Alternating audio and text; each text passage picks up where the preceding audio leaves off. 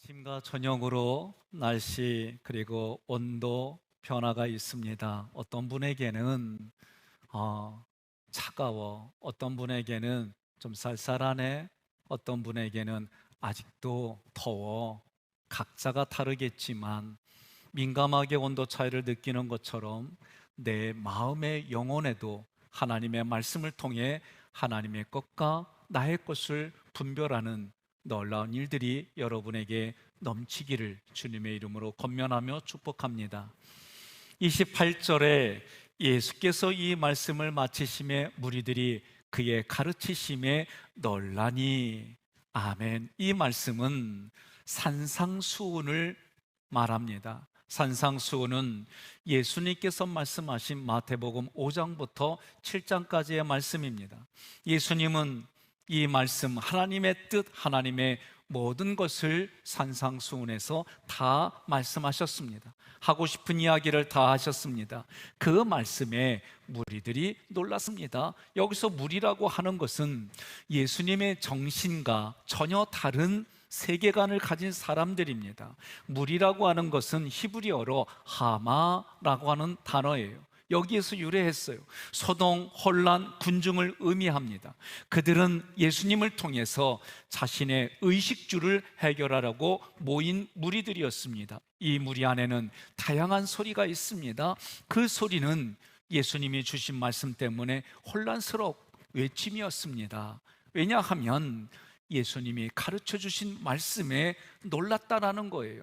놀랐다라는 단어는 한마디로 경악했다는 뜻입니다. 자기들의 생각이 예수님의 말씀 때문에 산산이 조각났습니다. 그런 의미로 놀랬다, 다른 말로 말씀을 드리면 경악했다는 거예요. 내가 내 멋대로 살았는데, 내가 지금까지 경험한 것이 기준이 되었는데, 예수님이 전하는 하나님의 말씀이 내 안에 부딪혀 와서 혼란스러웠다는 거예요. 그래서 내가 잘못 살았구나 라는 깨달음까지 있는 사람들, 그 모든 사람들을 통틀어 무리라고 말하는 겁니다. 예수 그리스도가 가르치는 내용들 중에 하나의 예를 든다면 하나님의 나라에 대한 개념이에요.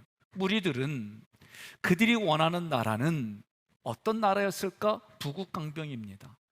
나라가 군사력이 있고 경제력이 있고, 그래서 그 안에 사는 백성들이 안전하게 행복하게 사는 나라, 그것이 그들에게 있는 하나님의 나라 개념이었습니다. 그러나 예수님이 오셔서 하시는, 선포하는 하나님의 나라는 예수님이 왕이 되고 우리는 그분의 백성으로 이 땅을 살아가며 그 살아가는 현장이 천국이란 말이에요. 그 천국을 위해서 예수님이 자연을 이기고 사람이 상상도 못하는 권력으로 로마의 압제로부터 벗어나게 하는 나라가 아니라 예수님이 십자가에서 피를 흘리시고, 그 피를 흘리는 이유가 나의 죄 때문에, 우리들의 죄 때문에 그 값으로, 대속의 의미로, 속죄의 의미로, 희생제물로의 의미로 십자가에서 달려 돌아가시는 거예요. 유대인들에게 십자가는 가장 흉악범이 죽어야 하는 곳인데, 그곳에 예수님이 나 때문에, 우리 때문에 대신 죽으시는 예수님이 이해할 수가 없는 거예요. 그 예수님이 오늘날도 나에게 상관이 있어야 됩니다. 나와 예수님의 관계가 이런 핏값으로 나는 생명을 얻었습니다.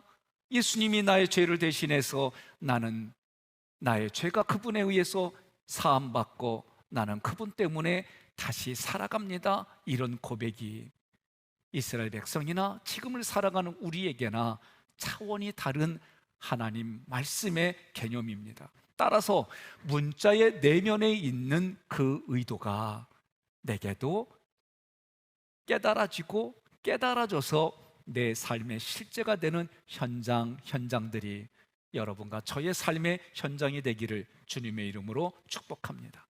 예수님이 오셔서 그들의 과거 구약으로부터 지금 살아가는 예수님 당시의 사람들, 그리고 더 나아가 지금을 살아가는 우리들에게 하나님의 생각과 내 생각이 달랐고 예수님의 방법과 내 방법이 다르다는 것을 오늘 본문에서 알아졌다, 그래서 놀랍다, 그래서 내가 혼란스럽다, 그래서 이 말씀이 도대체 무슨 말씀이야, 그런 고민을 하게 됐다 얘기하는 거예요. 물이라는 단어에는 다양한 소리의 뜻이 담겨져 있습니다. 그 무리 안에 오늘 여러분들처럼 신앙연이 있었다고 한다면 혹시나 이런 생각을 했었을까? 도대체 나는 지금까지 무엇을 믿었지? 내가 믿는 대상이 누구이지? 내가 왜 여기에 앉아있지? 그저 밥을 먹기 위해서 내가 신앙생활 하는 건가? 나의 성공을 위해서 성삼일체 하나님을 찾는 것은 아닌가? 어느 코미디언이 어려운 일이 생기니까 하늘을 향해 부르짖습니다. 하나님, 부처님, 공자님, 나 좀 살려주세요. 이렇게 보험으로 나는 들고 있지 않은가 한번 생각해 보자는 거예요. 하나님의 말씀이 내게 들려집니다. 하나님의 말씀이 들려지면 내 삶의 가치 기준을 가지고 있는 내 생각들이 부딪힙니다. 지금까지 원칙은 이런 것인데, 지금까지 가치 기준은 이런 것인데, 그런 가치와 기준 세계관들이 예수님이 하신 말씀 때문에 부딪히는 겁니다. 부딪히면 혼란스러워져요. 무엇이지? 어떤 거지? 헷갈려집니다. 결국은 그 말씀을 가치의 기준으로 잡아들이면 내 생각이 무너지는 거예요. 내 생각이 무너지는 것이 싫어서 내 생각을 붙잡으면 결국은 내 주장이 옳아? 그러면 상대방은 잘못됐다라고 말해야만 내 주장이 옳은 거예요. 유대인들 중에 바리새인들이, 율법학자들이 예수님이 하신 말씀이 그 가슴에 찔림에도 불구하고 내 생각이 옳아, 예수님의 생각이 잘못됐어, 그래서 예수님을 잡아 죽인 거예요.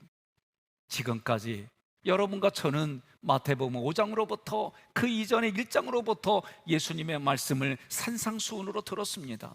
내가 가지고 있던 개념, 내가 가지고 있던 차원, 그러나 이것보다도 너무나도 다른 하나님의 말씀의 차원이 내게 들려졌다면 여러분과 저는 그 현장마다 어떤 삶의 현장이 생겼습니까?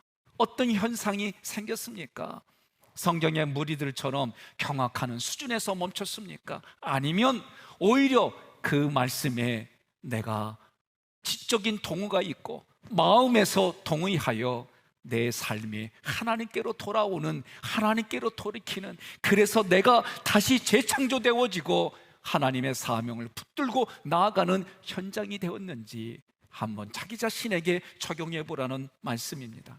히브리서 4장 12절에 하나님의 말씀은 살아있습니다. 활력이 있습니다. 좌우의 어떤 날선 검보다도 예리하여 나의 혼과 연과 간절과 골수를 찔러 쪼갭니다. 그래서 내 마음의 생각과 감정이, 뜻이 하나님의 것인지 내 것인지 분별하게 해주신다 말씀하셨어요. 하나님의 말씀이 내게 부딪혀 하나님의 것과 내 것, 하나님의 것과 세상의 것이 분별되는 현장에서 여러분이 하나님의 것을 택하는 은혜가 넘치기를 권면합니다. 디모데후서 3장 16절로 17절 교독하겠습니다. 모든 성경은 하나님의 감동으로 된 것으로 교훈과 책망과 바르게 함과 의로 교육하기에 유익하니, 이는 하나님의 사람으로 온전하게 하며 모든 선한 일을 행할 능력을 갖추게 하려 함이라. 아멘. 아멘. 말씀을 통해 하나님의 사람으로 만들어 주시는 거예요. 말씀을 통해서 하나님의 사람이 당연히 해야 할, 마땅할 선한 일, 그 기준은 내가 아니라 하나님이 기준이 되어서 그 일들을 감당하게 해주신다는 거예요. 29절에 이는 그 가르치는 것이 권위 있는 자와 같고 그들의 서기관들과 같지 아니함일러라. 아멘. 이는 앞부분에서 무리들이 깨우친, 그리고 자기의 생각이 깨진 이유는 예수님의 가르침이 권위 있는 자와 같다라고 그랬어요. 예수님의 권위가 어디에서 생겼습니까? 여러분, 예수님의 권위는 어디서 생겼을까? 빌립보서 2장에 보니까 예수님이 하나님과 본질적으로는 동등하다. 그런데 예수님은 하나님과 동등됨을 취하지 아니했다. 오히려 종의 형체로 사람의 몸을 입고 이 땅에 오셨단 말이에요. 오신 이유가 무엇이냐? 죽으러 오신 거예요. 죽기까지 순종했을 때에 다 끝난 줄 알았는데 하나님이 예수님의 무릎 앞에 모든 생명체가 무릎 꿇게 했다는 거예요. 여러분, 하나님의 말씀에 죽기까지 순종했습니다. 그것이 무엇입니까? 십자가입니다. 여러분, 십자가에서 피를 흘리신 예수님 때문에 여러분과 제가 예수님께 있는 생명을 얻었단 말이에요. 그 생명 때문에 우리가 권위가 예수님께 있고 그 생명이 있는 곳마다 권위가 있는 줄로 믿으시기를 바랍니다. 예수님이 가르치는 것이 권위 있단 말이에요. 가르치다, 이 단어는 히브리어로 라마드라는 단어예요. 여기서 파생된 단어가 말메드, 막대기라는 뜻이에요. 이 막대기는 소를 모는 막대기를 의미합니다. 그래서 훈련시키다라는 뜻을 가지고 있는 거예요.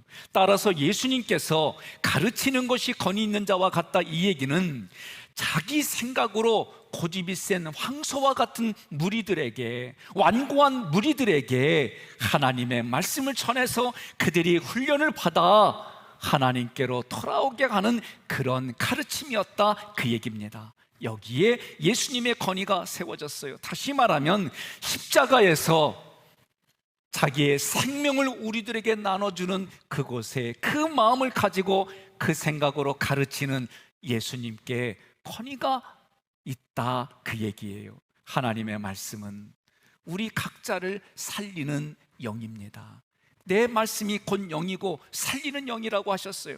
요한복음 6장 63절 함께 봉독합니다. 살리는 것은 영이니 육이 마이카니라. 내가 너희에게 이른 말은 영이요 생명이라. 아멘. 예수님이 자의적으로 말한 것이 아니라 하나님의 말씀이 가슴에 담겨져서 그 가슴에 있는 예수님의 가슴에 있는 하나님의 말씀이 그 입술을 통해 흘려 선포되어진 거예요. 그래서 예수님이 하시는 말씀이 요한복음 6장 39절에 나를 보내신 이의 뜻은 내게 주신 자 중에 내가 하나도 잃어버리지 아니하고 마지막 날에 다시 살리는 이것이니라.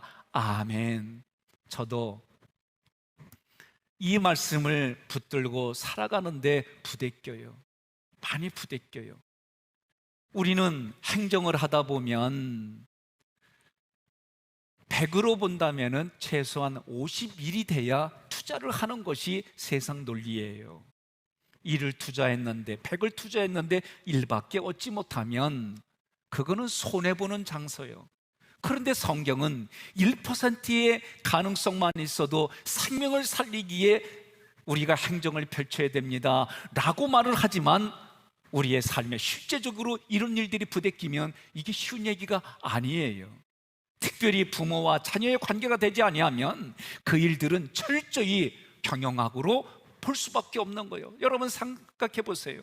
모든 기업들이 100을 투자했는데 1밖에 얻지 못한다? 안 합니다. 최소한 그 일 앞에 50이라는 단어가 있어야 그래도 가반수가 넘어야 투자를 하는 거지. 여러분, 회의법도 마찬가지예요. 가반수가 참여해야 회의가 진행되지. 이게 우리들이 살아가는 가치의 기준인데 100을 투자해서 1만 얻는다? 상상 불가입니다. 그런데 성경은 그 한 영혼을 위해 나의 모든 것을 희생하는 이야기들을 할 때에 이게 쉽게 아멘이 되겠느냐 이거요.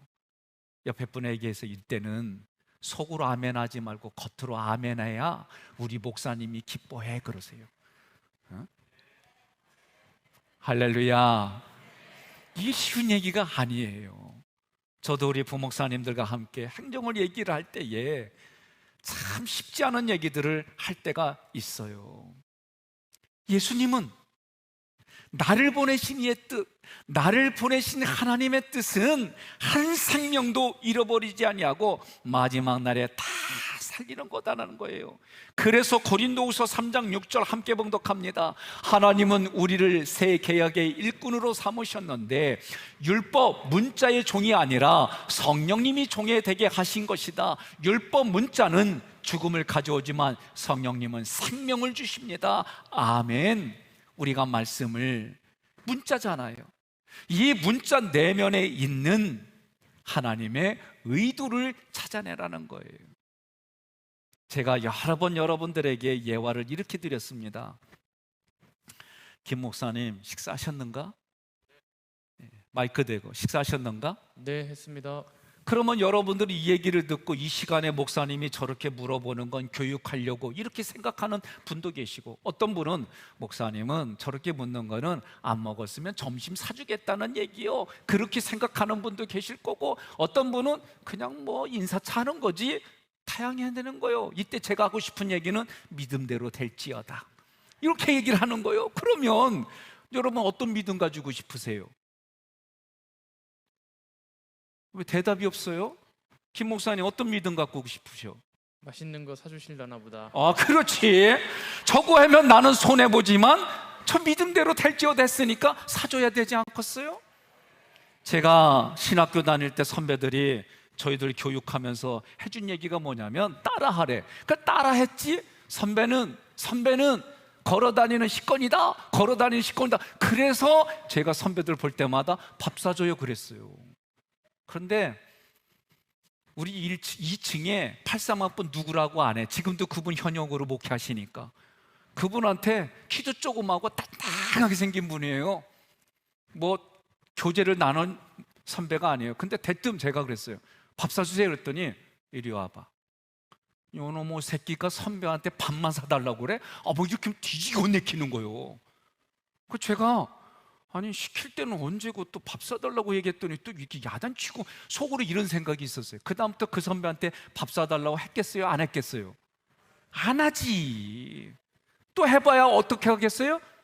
욕만 직사게 얻어먹는 거예요. 여러분, 내가 경험한 것을 근거로 우리는 살아가는 거예요. 내게 경험되어진 걸 가지고 우리는 그것을 기준 가지고 살아가는 거예요. 그런데 하나님의 말씀이 예수님을 통해 선포되어지는데 그 문자의 내면의 깊은 얘기까지 예수님이 비유를 통해 설명해 주시고, 이제 죽으러 오신 예수님이 애끓는 그 마음, 십자가를 져야 되는 그 예수님의 마음이 선포되어지는 촉속히 그들에게 가슴으로 들려지는 거예요. 그것이 언제까지? 오늘 심판의 마지막 미래의 그 심판의 날까지 예수님의 언어가, 예수님의 마음이 하나님의 뜻으로 선포되어지는 로고스의 말씀을 통해, 선포되어지는 세마의 말씀을 통해, 하나님의 레마의 말씀을 통해 우리들 각자의 가슴에 흘러가는 줄 믿으시기를 바랍니다. 율법학자들은 어떤 일을 하는 사람들이냐? 성경을 그대로 적는 사람들. 오늘날처럼 인쇄기술이 발달되지 않았기 때문에 손으로 일일이 다 필사하는 거예요. 성경을 지식으로만 전달하는 거예요. 그 내면에 있는 예수 그리스도의 생명력이 그 사람들을 통해 흘러가는 게 아니에요. 그래서 오늘날도 마찬가지예요. 저도 입술을 통해 선포되어지만 성령님이 여러분의 마음 구석구석 깊은 데까지 폐부를 찌르고 골수를 쪼개고 영혼을 쪼개는 말씀이 되어져서 내 마음에 내가 하나님 말씀 앞에 아무것도 아닌 존재예요. 나 같은 죄인을 하나님이 나에게 은혜를 베풀어 주셔서 내가 이렇게 사용되어지고 사명자로 살아가고 오늘도 하나님의 나라 확장하고 뜻을 성취하는데 쓰임받게 해주셔서 감사합니다. 2부 때도 5명의 남자분들의 중창들이 말씀이 은혜로 악보로 작곡되어진 그것을 통해 흘러가며 가슴에 와닿았어요. 오늘도 우리 솔리스트를 통해서 말씀이, 하나님의 그 말씀이 곡조로 운율로 흘러갈 때 눈 감고 들어볼 때 내 안에 오는 말씀은 여전히 나 같은 자를 써주신다는 게 그냥 감사한 거예요. 그것이 푸는 초장과 실만한 물가로 이끌어가는 것이, 각자의 상황은 다 다르지만 나에게 와닿는 것은 여전히 부패하고 썩은 그런 냄새나는 나를 하나님 그리스도의 보혈의 피로 향기로 나를 써주신다는 것이 그냥 감사로 와닿는 거예요. 고맙습니다. 여러분, 율법학자들은 예수님의 말씀을 그렇게 필사하지만 하나님의 본래의 뜻하고는 전혀 상관없이 가르친 거예요. 차원이 달라요. 내용이 달라요. 와닿는 감동이 달라요. 그래서 문자는 죽이고 영은 살리는 것이라. 같은 하나님의 말씀이라도 이 말씀이 저 영혼을 살리는 말씀이 될 때에는 그 말씀이 흘러가는 모습이 다른 거예요. 따라서 원문을 연구하는 저희들은 고민을 해야 됩니다. 문법의 도움을 받아서 구속서의 관점으로 하나님의 말씀을 바르게 해석해야 되는 거예요. 그리하면 오늘날도 하나님의 말씀이 살아있습니다. 살아있는 하나님의 말씀이 내게 와서 부딪혀서 내게 주시는 감동이 다릅니다. 나의 영과 혼과 관절과 골수를 찔러서 그 말씀이 하나님의 것과 내 생각, 하나님의 의도와 내 의도를 분별하게 해주는 거예요. 다시 말하면 하나님의 생각, 나의 생각을 구별해서 그 말씀에 순종하여 미래가 그리고 현장이 하나님의 뜻으로 성취되어지는 현장이 되기를 하나님이 원하신다는 거예요. 이사야 선지자에게도, 구약의 이사야 선지자에게도 하나님이 그 말씀을 전하셨어요. 55장 6절로 13절 우리가 한 목소리로 함께 봉독하겠습니다. 너희는 여호와를 만날 만한 때에 찾으라. 가까이 계실 때에 그를 부르라. 악인은 그의 길을 불의한 자는 그의 생각을 버리고 여호와께로 돌아오라. 그리하면 그가 긍휼히 여기시리라. 우리 하나님께로 돌아오라. 그가 너그럽게 용서하시리라. 이는 내 생각이 너희의 생각과 다르며 내 길은 너희의 길과 다름이니라. 여호와의 말씀이니라. 이는 하늘이 땅보다 높음 같이 내 길은 너희의 길보다 높으며 내 생각은 너희의 생각보다 높음이니라. 이는 비와 눈이 하늘로부터 내려서 그리로 되돌아가지 아니하고 땅을 적셔서 소출이 나게 하며 싹이 나게 하여 파종하는 자에게는 종자를 주며 먹는 자에게는 양식을 줌과 같이 내 입에서 나가는 말도 이와 같이 헛되이 내게로 되돌아오지 아니하고 나의 기뻐하는 뜻을 이루며 내가 보낸 일에 형통함이니라. 너희는 기쁨으로 나아가며 평안히 인도함을 받을 것이요 산들과 언덕들이 너희 앞에서 노래를 바라고 들의 모든 나무가 손뼉을 칠 것이며 잣나무는 가시나무를 대신하여 나며 화석류는 쩔레를 대신하여 날 것이라. 이것이 여호와의 기념이 되며 영영한 표징이 되어 끊어지지 아니하리라. 아멘. 구약으로부터 하나님의 뜻은 우리에게 주시는 것이 평안이라는 거예요. 그것이 미래의 소망이라는 거예요. 여러분, 우리는 찬양을 종종 불렀어요. 생명 주께 있네, 소망 주께 있네. 그렇다면 내가 지적으로 동의하고 마음으로 믿어서 입으로 고백하는 하나님의 그 모든 것이 내 삶의 실제가 되게 하자는 거예요. 실제가 되게 하는 하나님의 능력의 손이 여러분에게 임재로 권능으로 함께하기를 축복합니다. 하나님이 구약의 선지자 예레미야에게도 하신 말씀이에요. 29장 11절에 여호와의 말씀이니라. 너희를 향한 나의 생각을 내가 아나니 평안이요 재앙이 아니니라. 너희에게 미래와 희망을 주는 것이니라. 아멘. 예수님이 나에게 생명을 주시면 내게 나타나는 현상이 평안이에요. 평강이에요. 상황은 어렵습니다. 상황은 눈물을 흘리는 현장입니다. 그런데도 하나님이 주시는 것이 무엇이냐? 평안과 평강이라는 것. 이것이 우리의 미래와 그리고 내가 살아가는 삶에 희망을 주는 것이 예수라는 거예요. 그래서 우리가 찬양하고 고백하는 겁니다. 그래서 사도 바울도 구약의 선지자들뿐만 아니라 신약의 예수님을 그렇게 핍박했던 사도 바울도 예수님을 경험하고 나서는 그의 말이 바뀌었습니다. 로마서 8장 6절로 7절 함께 봉독합니다. 육신의 생각은 사망이요 영의 생각은 생명과 평안이니라. 육신의 생각은 하나님과 원수가 되나니 이는 하나님의 법에 굴복하지 아니할 뿐 아니라 할 수도 없음이라. 아멘. 예수 그리스도가 내게 생명을 주시면 나타나는 현상들인 거예요. 그러므로 여러분과 제가 예수님 그 생명을 주시는 예수님을 구해야 됩니다. 생명을 주시는 예수님을 찾으셔야 됩니다. 생명을 주시는 예수님의 문을 두드려야 합니다. 그리하면 여러분과 저에게 각자가 구하고 찾고 두드리면 예수님을 받고 생명이신 예수님을 찾아내고 생명이신 예수님의 문이 열리는 일이 오늘 지금 여기서부터 열릴 줄로 믿습니다.